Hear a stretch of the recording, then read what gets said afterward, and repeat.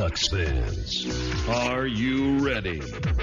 You are listening to the DucksNPucks podcast with your hosts, Mike Walters and Eddie Jones. This is the #1 home for Anaheim Ducks talk and analysis. Here we go. Welcome to the show. This is your host, Mike Walters, along with my co-host, Eddie Jones, and it is the victory show. The Ducks prevailed over the Edmonton Oilers, 7 games. I know a lot of doubts out there, a lot of nervousness. The Ducks got it done, Eddie. They went down 2 games to none in the beginning of the series. They roared back, winning 3 in a row. Looks good. Got blown out in Game 6, but they were able to finish it off in Game 7. Yeah, I mean, finally, too. It was looking close to what we've seen the last 3 years where they have a horrible Game 6. And then, of course, the Game 7 at home. And early on, you didn't know. It looked like after the goal that Kajula got for Edmonton, you thought, oh, here we go again. They're not leading. They go down again early in Game 7. And is it going to be 4 years in a row? And finally, they pulled it out. And they played a great game, and they deserved it. It wasn't like they lucked out. There wasn't anything controversial that happened in this game. I just think it was a solid performance by the Ducks, and they really did a great job. We mentioned this. We were talking about this not on the last podcast, but we talked about this on Twitter, saying that if they're going to win, they're going to have to shut down Draisaitl and McDavid, and especially Draisaitl the way he's been playing. And they were non-existent in this game. You really didn't get that many key chances. Draisaitl had the backhander that Gibson was able to squeeze out. And McDavid had a chance at the end of the game that he didn't shoot the puck. But other than that, there really wasn't much going for them in this game. And I think that was a great defensive effort, finally, by the Ducks in these playoffs. Yeah, and you talk about that effort in Game 7. It was extremely huge. I mean, Game 6, oh my gosh, the first period they go down 5-0. That day was actually my wedding anniversary, and my wife and I actually went to Solani's to watch the game. And by the time we got there, it was already 5-0 because Solani's doesn't open until 5. So we were frustrated. We watched the second and third period there. I think we were the loudest ones there. There were some other Ducks fans there too, but you had to be a little bit nervous after they lost that game 7-1. But at the same time, and I had talked about this before, on the Facebook Live thing and on another radio show, that when one team blows out another, Eddie, you don't really see that team blow them out again. And, we saw San Jose hand Edmonton a 7-0 loss. And remember, everybody was talking about San Jose and how they were going to win and they were going to advance and maybe get back to a Stanley Cup final. And then, no, they lose. They end up losing, the next game, the series, and it's done. So, that was one thing I pointed at for the Ducks going into the Game 7 is I felt if they could get out of the first period, I wanted them to be ahead. They were only down 1-0, which wasn't too bad, but you felt if they could play a much stronger defensive game, like you mentioned, that they could win this one.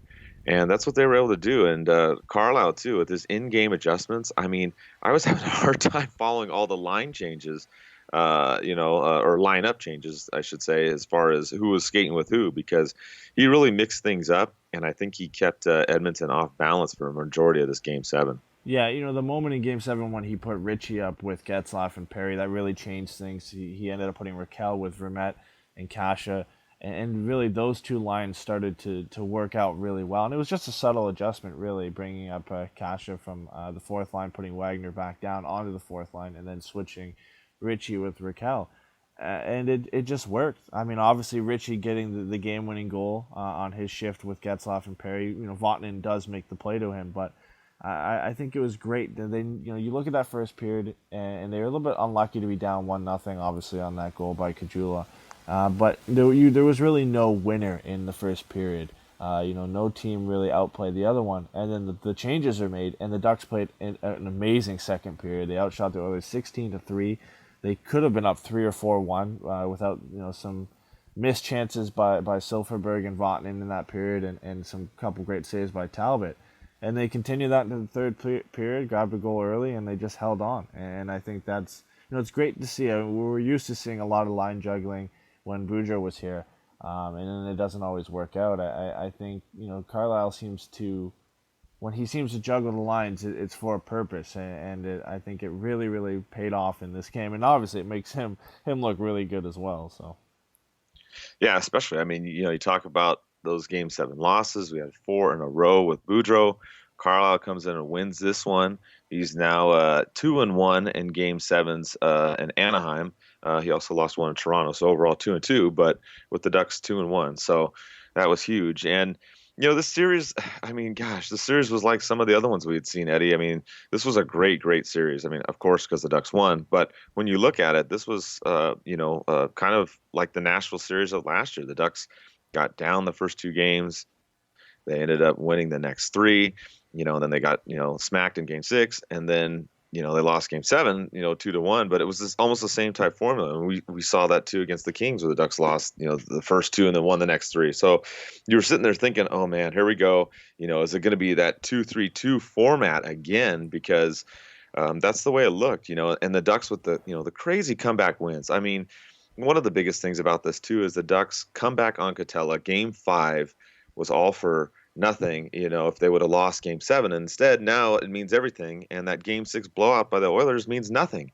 So, I mean, it was just a huge game for so many reasons for the Ducks to win, based upon this series and the last 4 seasons, and of course for all the fans too, because just like all of you, we were nervous too watching Game 7, especially in the last 4 or 5 minutes. They're hanging on for dear life, and they actually did a really good job, Eddie, there in the last few minutes. Didn't give Edmonton a lot of chances, but wait for the Ducks to pull this series out. Going down 2-0, coming back and winning 2 games in overtime, Eddie. Game 4 and Game 5, they go down 2-0, they go down 3-0, and they come back and win those games as well. Not the ideal situation, but I mean, this game and this series, just tons of momentum. And we're just glad that it ended in the Ducks' way, after the 7th game. Yeah, and I think if the Ducks end up going on and they do end up winning the Stanley Cup, you got to look back to this Game 5 in this series against Edmonton. And, obviously we don't know what would happen in this series and possibly the next, but, it's going to be hard to top this game and really look at any other game and say, that this was as important as this one. I mean, this got them up 3-2, and it gave them a chance to win this series. Gave them obviously 2 chances to win it, and obviously the Game 6 loss, and then yesterday's Game 7 win. But it's one of the most amazing games I've ever seen in NHL history, not just Ducks history. But I mean, it was ridiculous. And like you said, for them to win 2 games in overtime and to win Game 5 in the fashion that they did, down 3-0 with 3.5 minutes to go.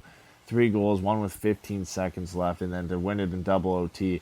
I mean, it's just amazing. It's one of the best games I've ever seen. And like I said, if they end up winning the Cup, you have to go back and look at this game and say this is one of the reasons why they got to where they did. Yeah, exactly. I mean, it's just like, you got to look at the momentum, and that was a huge game. I mean, that was the key. And Perry coming through in the double overtime, all of that. I mean, this is one of the games, one of those defining moments, that the Ducks will look at. And it's similar to, remember when Solani scored that game-winning goal against Detroit, that ended up helping the Ducks. They ended up getting past Detroit, and they went to the Stanley Cup final. So this is a game, like you said, that could maybe propel them, all the way. We'll have to see. Got a very, very tough series coming up against Nashville, which we'll talk about in a second here. But one other stat too, Eddie, that was kind of impressive is, the Ducks have gone down 2-0 several times. They've never come back from that, and this was the first time. And all time in the NHL teams that have done it, this is the 49th time that a team has done it. But of those other times, it's 360 times it's happened, and only 49 times the team has won. So, I mean, there's your chances. 311 times the team has lost. So it's pretty good for the Ducks to do that. Also, another stat that's interesting is this conference final, Eddie. In the last 8 seasons, it's either been the Kings, the Sharks, or the Ducks. And in the last 12 out of 14 seasons, it's either been the Kings, the Ducks, or the Sharks. So that's another interesting thing to talk about, is how California hockey's been doing so well in the last decade and a half. Yeah, it's amazing to see it. I mean, 8 straight years where one of those 3 teams is in the Western Conference Final. And obviously the Kings being the only team to actually go on and win the Stanley Cup. But yeah, it's great for California and for the teams, for the hockey teams in California to have something like that. Obviously, it means nothing to them, but it's a cool stat for us to look at, and it's great for hockey in California. To have one of the Final Four teams be one of those teams. It looks really good. for the state of California and hockey in the state. Now, talking about injuries, a lot of people will want to know what's going on with all that. We can talk a little bit. Patrick Eaves got injured in this series in Game 3, didn't play anymore after that. The latest thing that we saw was that he was in crutches when he was watching Game 6, and then we heard the morning of Game 7 he was still in the crutches but no longer had the walking boot. As far as him being able to play, we haven't heard anything recent, but it doesn't sound good.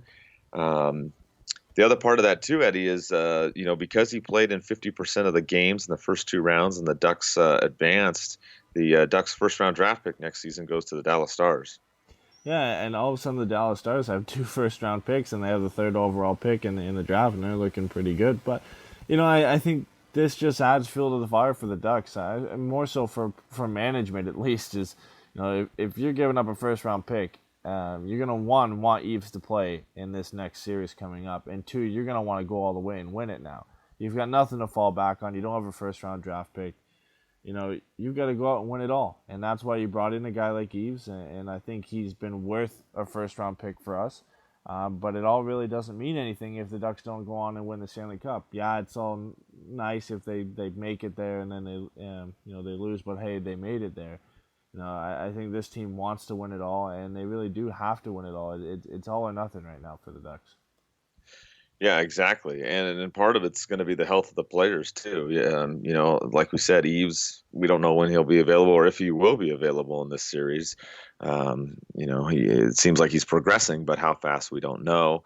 Another one is Kevin Bieksa. He was injured in this series as well. He skated before Game 7.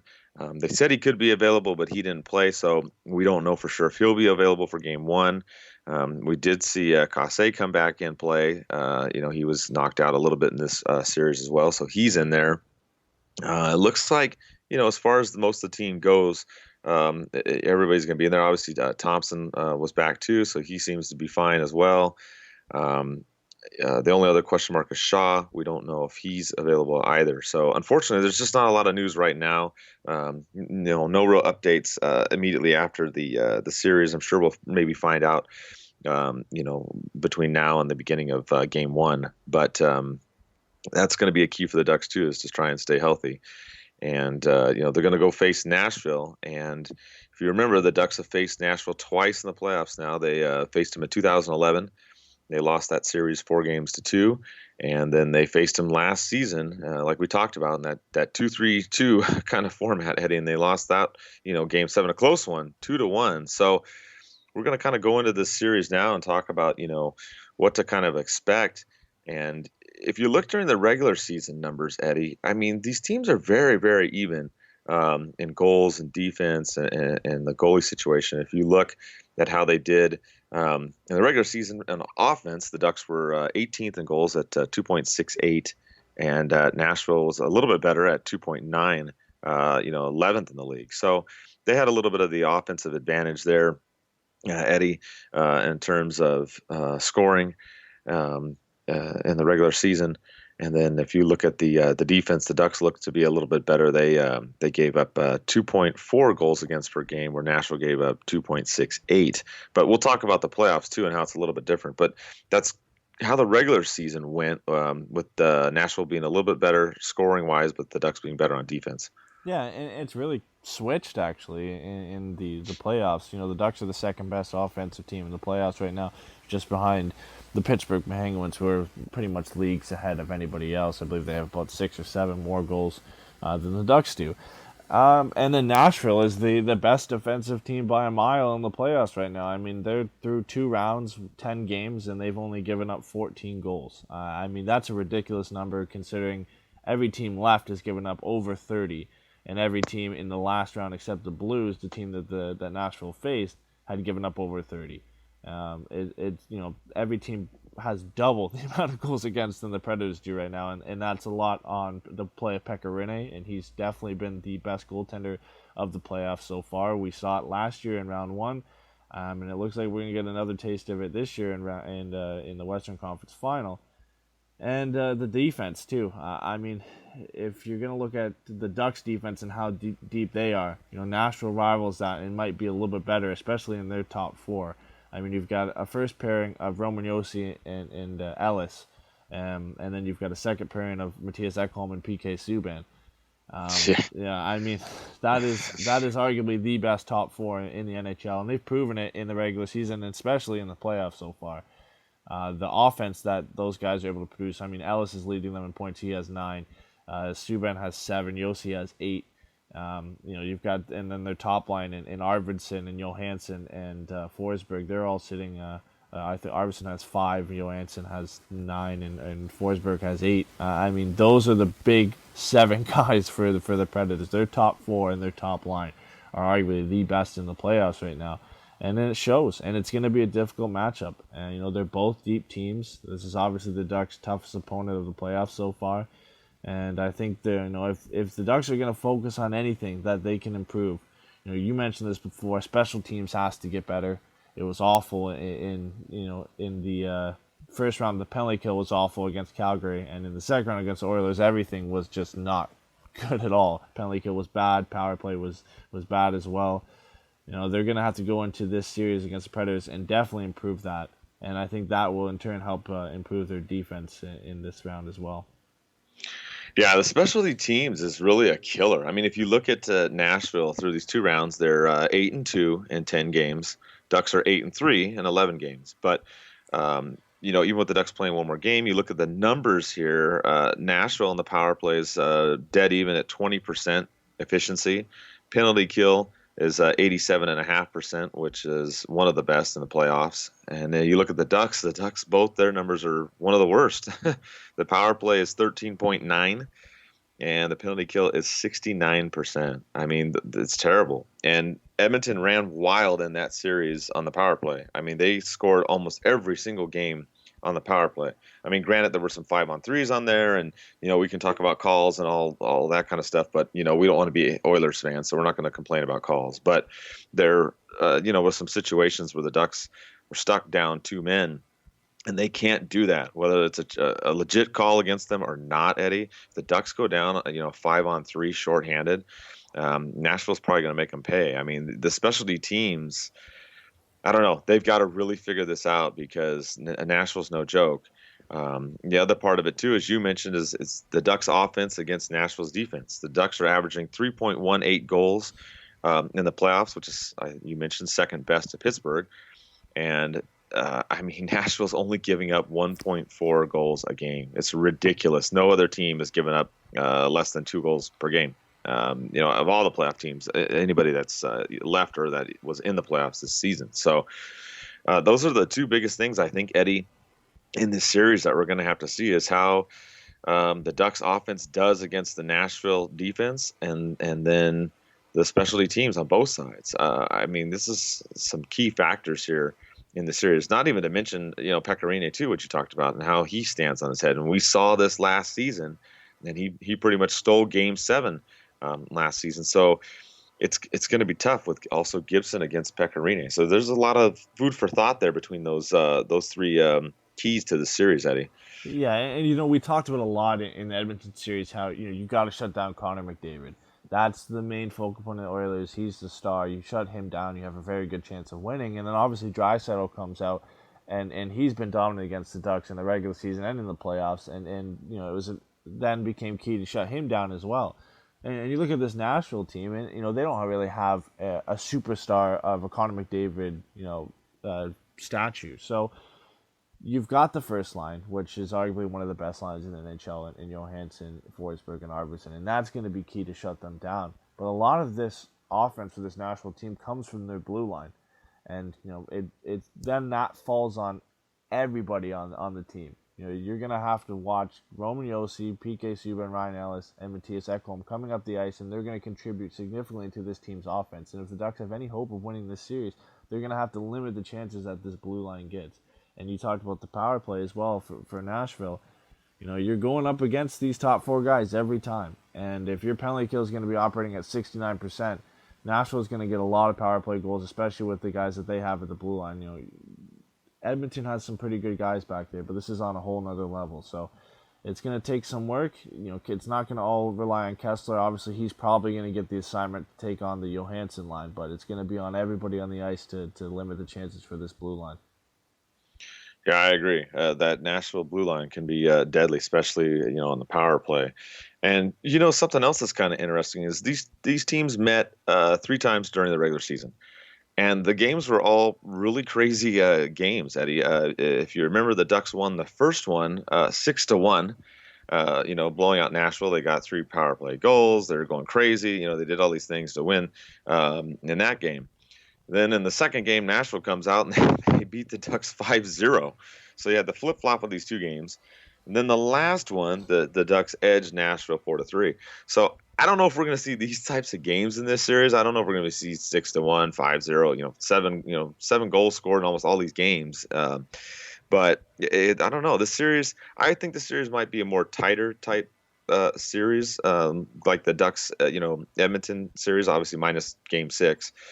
I think that's what we're going to kind of see more of, Eddie. I don't think we're going to see these crazy 6-7 goal games that we did in the 3 and during the regular season. No, I don't think so.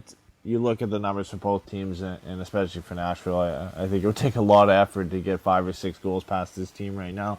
But if it does get in a shootout, I think right now that probably favors the Ducks the way they've been playing in these last few rounds. They're scoring a lot more goals than they did in the regular season. And they seem to be able to win these games where they get in a shootout with teams in 4-3, the couple 4-3 games that we saw. And I think, I think the depth and skill on Nashville's forwards, I think they have a stronger depth throughout all 4 lines. But I think when you look at the skill spread out through the lineup, I think the Ducks have a slight edge. Obviously, that first line for Nashville is great. And then you've got guys like James Neal, who are definitely a threat on lower lines. Mike Fisher, Calle Yarncroc as well. But for the Ducks, I think being able to have Getzlaf and Perry, Kessler, Silfverberg, Raquel, Cogliano's contributing, Richie contributed last night. I think the skill and talent in goal scoring for the Ducks is a little bit deeper than Nashville. So if you can get in, a shootout with Nashville, I think you have a good chance of winning, but it's going to be very difficult, especially the way Pekka Rinne is playing in these playoffs. Yeah, and that might be part of the strategy for Carlisle going into this series. He may want the Ducks to push the puck more, and we saw that a little bit on the defense. With Bieksa out, the Ducks had more of a faster skating, puck moving defense. With Theodore, Montour, Vatanen, and Fowler all back there doing their thing. Lindholm too. So the Ducks, that might be something they look into, is trying to get the speed, get the transition game going, and do that. But I think the goal for Nashville, like you're talking about, I think they're going to try and slow the game down a little bit more and play a much more defensive type game, which is what they've been doing. And they've surprised people so far, Eddie. I don't think anybody picked them to get this far. They took out Chicago, which a lot of people were shocked about that. They took out St. Louis. They didn't go through average teams to get here. They went through 2 quality teams to get here. So I think that's what their goal is going to be. That's how they won those 2 series, was shutting down the other teams. And I think that the Ducks do have home ice. So I do think Carlisle will play some matchup games and try to get some more open ice for the Ducks. But like you mentioned, it's going to be tough with that top 4 blue line that they've got. Yeah, and this is the team that everybody expected them to be. At the beginning of the season, a lot of people predicted the Nashville Predators would make it to the Stanley Cup Finals or possibly win it the way they played last year. They only got better, people thought, with getting PK Subban, and obviously it didn't pan out for most of the regular season, but they were able to scrape in the bottom wild card. And like you said, they played 2 great teams in the first 2 rounds. They played the Blackhawks, who their offense was anemic in the first round against Nashville, but it was a great job by the Predators to get by them and sweep them in 4 games. And then the Blues team, who were playing great, they beat the Wild, upset them, and then they come into this game, this series against the Predators, and they fight back, and they almost get it to Game 7, but Nashville's able to dig in and get that series win as well. And it's gonna be difficult. This team looks primed to head to the Stanley Cup Final and win this thing. Right now, to me, they look like the best team left in the playoffs. I think they look even better than Pittsburgh. I think they're on forward, they're set on defense. They're the best left in the playoffs right now. In goal, they have the best goaltender in the playoffs right now. This is the Ducks' toughest opponent for sure in these playoffs. And if they can beat them, I think they have a good shot. Even if you're facing Pittsburgh, I honestly believe Nashville right now is the best team left. And if the Ducks can scrape out a win in this series against Nashville, I think they have a very good shot at winning the Stanley Cup this year.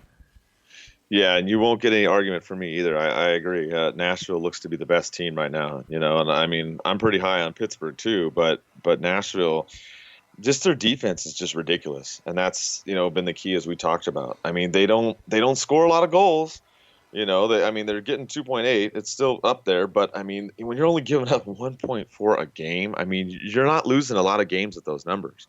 I think one thing that the Ducks are going to have to try to do, Eddie, is they're going to have to try to pepper the hell out of Pekka Rinne. The Ducks in the playoffs are one of the highest shots on goal team. They average almost 36 shots a game, 35.8.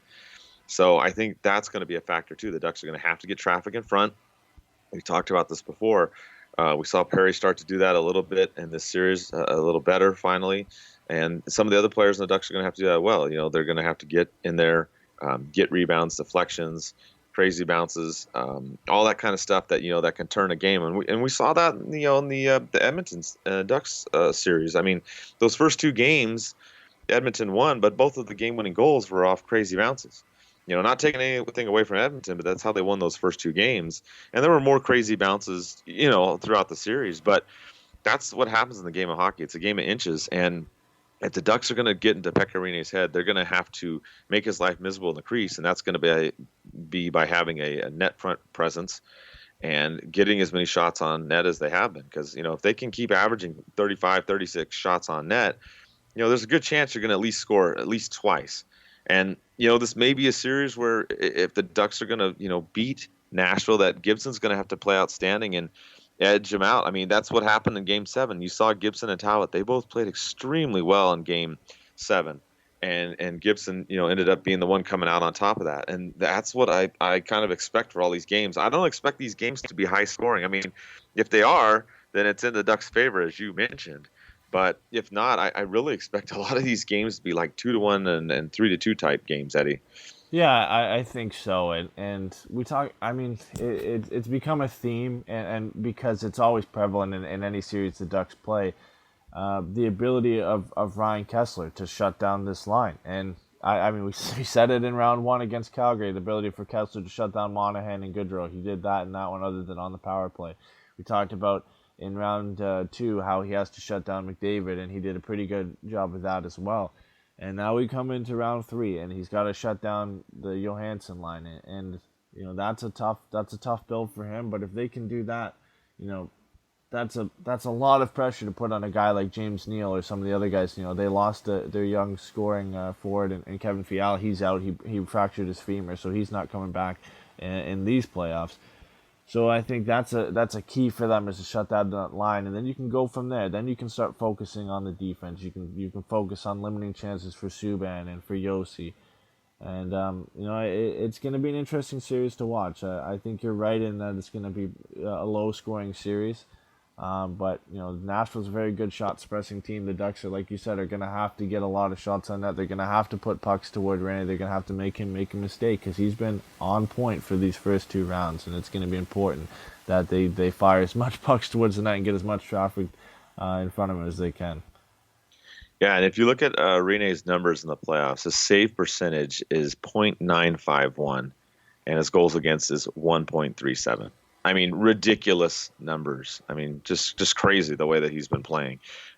Gibson's .908 is his save percentage, and the goals against is 2.8.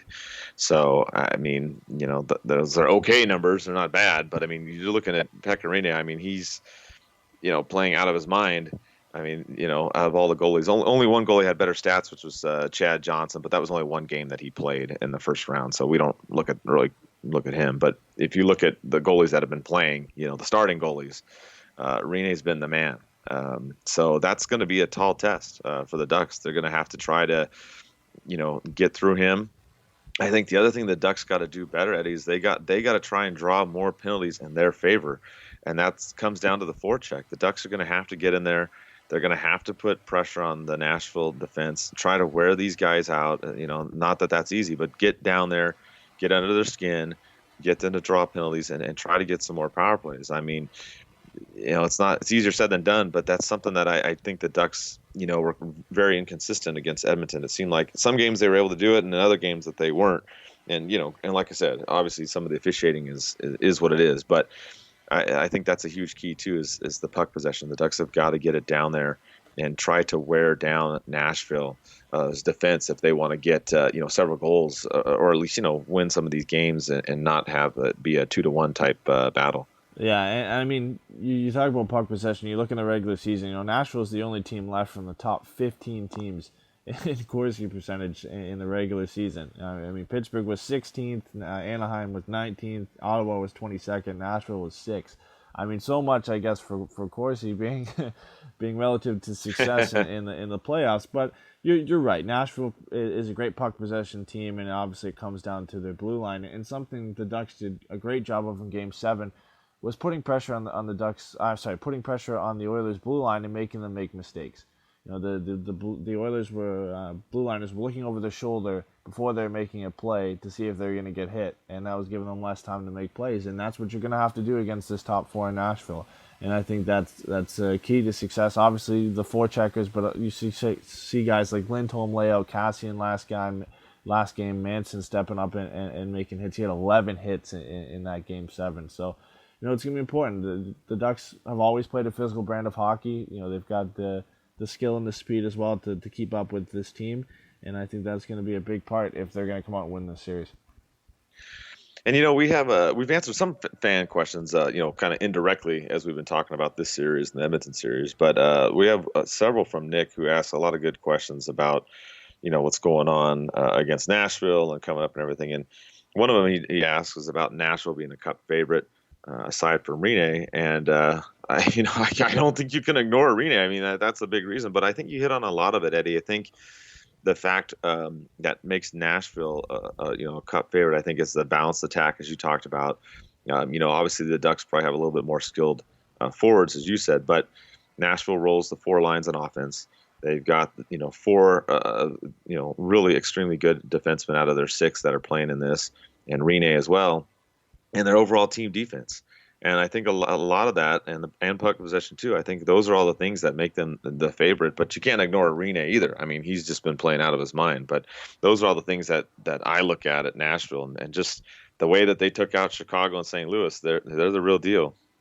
Yeah, and Rinne is a huge part of it. But like we've touched on most of this already. But yeah, Rinne is a big part of their success. The fact that they arguably have the best top 4 defense left in the playoffs, or even in the NHL, out of any team. And then probably one of the most consistent first lines in the NHL as well. I mean, Johansson, Arvidsson, and Forsberg have been together pretty much all season for Nashville. They've been together all in the playoffs. It's like the Kessler line for us. They're never really apart, and they're always together.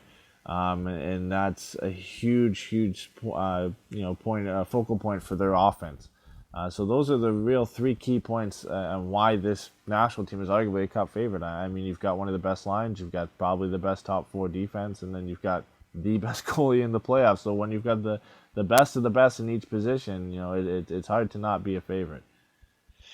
Yeah, I totally agree. Another good question. I think some people had asked about this before the Edmonton series finished, is what do you think about Carlyle and Murray? Are their jobs safe? Given that the Ducks, got to the Western Conference Final, they also, won a Game 7.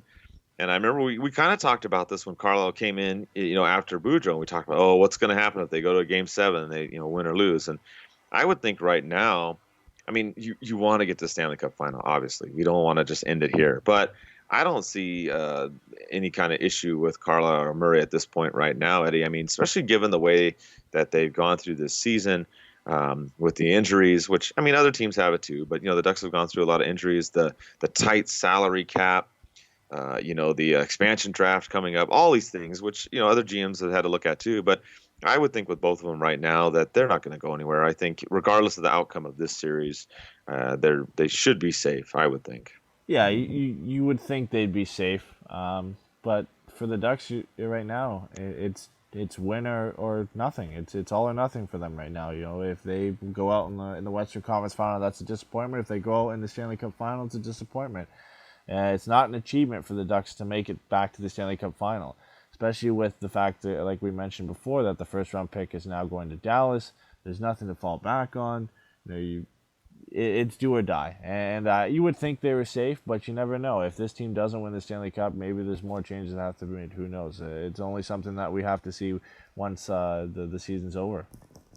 Yeah, I mean, it does come down to the owners. So that would be the thing there. I would think they would be okay. But yes, I mean, we want them to go, to the Stanley Cup Final. I mean, they were, one game away a couple seasons ago. That's how close it was, and it was unfortunate. And what's weird about this too is we can kind of talk about the other series. Is you've got Ottawa and Pittsburgh, Eddie, and you would think that Pittsburgh would be the heavy favorite, but after watching Ottawa and seeing them take out the Rangers, I mean, this is going to be crazy.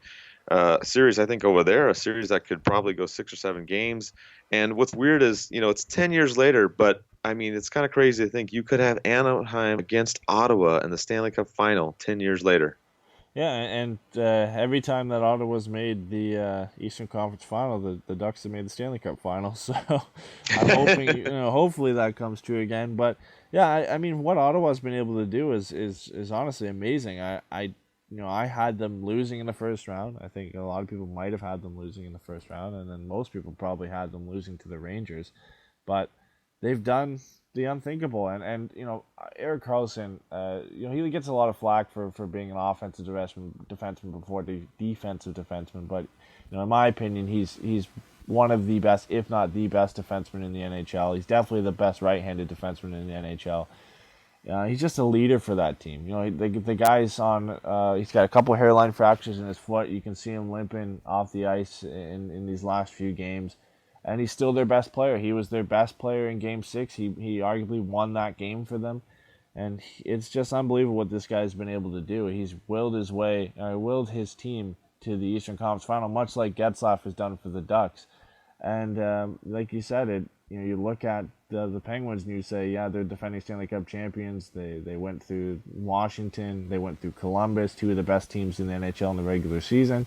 You would have them probably put them as heavy favorites, but I don't think that they should be labeled as favorites as much as people would expect. I think that the Senators have shown that they're the true underdogs of these playoffs so far, and I think if Erik Karlsson is able to continue to play through this whole series, I think they definitely have a good shot of moving on to the Stanley Cup Finals. Yeah, I wouldn't disagree with you either there. I mean, Crosby, we saw go with concussion issues in the last series. He hasn't quite been the same. That could be a factor too going into this series that they're gonna start on Saturday. The Ducks and Nashville are going to start on Friday. So I think they're both going to be a good series. I think if we got to predict who's going to win what, I don't. For some reason, I think they're both going to go to Game 7, Eddie. That's how crazy I think these series are, and I think. It's tough to say. I want to say because obviously the teams that I root for, I would say the Ducks and the Pens win both in Game 7. But this is a tough one. I mean, I could see Ottawa winning and I could see Nashville winning. I mean, it's a toss-up. I mean, I'm going to lean towards those two teams, the Ducks and the Penguins. But I wouldn't be surprised if Nashville and Ottawa win and they're in the Stanley Cup Final. Obviously not what I want, especially with the Ducks. But I mean, these are going to be two very, very good series. They're going to be very competitive. They're going to be fun to watch. And they're going to come down. If they don't come down in Game 7, at least in Game 6, I would say. Yeah, and I want to say, I want the Ottawa Senators to make it. I don't want to see the Penguins there again. I really don't want to see a repeat championship. But right. I just think it's too much. And I mean, the Senators are probably fine with anybody saying it's too much. They've been pretty much everybody's been saying about the Senators all playoffs. But I just think the goal scoring for the Penguins and the fact that Crosby's been able to come back, Malkin's been probably their best player, is leading the NHL in points in the playoffs. Gensel stepped up and he's tied for leading the NHL in goals in the playoffs. And guys like Brian Rust, who stepped up in Game 7 and won that game for them. They've just got so much depth and so much scoring throughout their lineup. And really, you haven't noticed the fact that they're missing a guy like Chris Letang on their team. I mean, I thought that was going to be the reason they were going to go out in round 1. The fact that their defense wasn't the healthiest and wasn't the best. and they've been fine. And with Murray being out, Fleury stepped in, and he's been great. He shut out the Capitals in that Game 7, was a big part of that win. So it's hard to really count them out. Even with the way the Senators are playing, it's hard to count them out. And then you look at the series, obviously, we're all really probably the most interested in it is the Ducks and the Predators, and this is going to be a tight one. And I want to see the Ducks, and I feel like they can pull it out, but it's really hard to predict. And like you said, it's probably going to be 6 or 7 games, and it's going to come down to if the Ducks can stop that blue line. Another key too, you talked about too, was the birthday boy, Getzlaf getting the Game 7 win, against Edmonton. And I really think he's going to be a key again in this series. I mean, if the Ducks are going to push through and get past Nashville, Getzlaf's going to have to probably will his way with this team past them as well. I mean, he's just been all over the ice. The Ducks too have been winning the face-off battle in the playoffs. That's been, another key too that will help them. So, with Kessler, Vermette, Thompson, and Getzlaf, I really look for, if the Ducks can, win all the face-off battles, Getzlaf can continue to do what he's doing on offense, which has just been unreal. Kessler doing what he does on defense. Those are going to be some of the things that I would look for the Ducks that they're going to have to do in order to get past this Nashville team.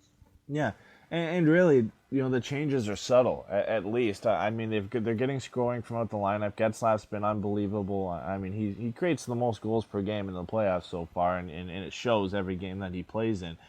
And really, like, with the way Kessler's played, he played good against McDavid, played good in the first round against Monahan, and I think he'll come in, and he knows the role that he has to play, and I think he'll do a good job in this series. But yeah, the subtle changes, getting the power play and the penalty kill back up, and it's an easier thing to change than to get a guy going. I think Perry's been good lately in the last, especially in this series against Edmonton.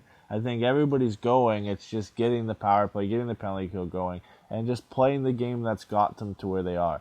And, Getzlaf mentioned that at the end of the game, they're just doing the right things to get to the point that they're at. And I think they just have to continue doing that, and I think they have a good shot at moving on in this series.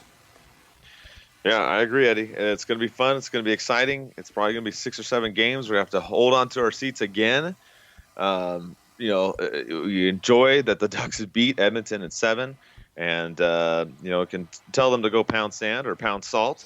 Either way you want to look at it, as we kind of got a taste of all the banter back and forth with Edmonton. So now we look to Nashville, a team that has owned the Ducks twice in the playoffs, and hopefully this time the Ducks can return the favor and advance to the Western Conference Final. And we'll have another podcast probably either in the middle of this series or at the end. Just depends on how it all plays out. And also don't forget, we've got more new T-shirts. Check them out on tpnhockey.com. And we'll probably have a watch party for one of these road games this series. Look for announcements on that as well. So as always, thanks for tuning in. Thanks for your fan questions, and let's go Ducks.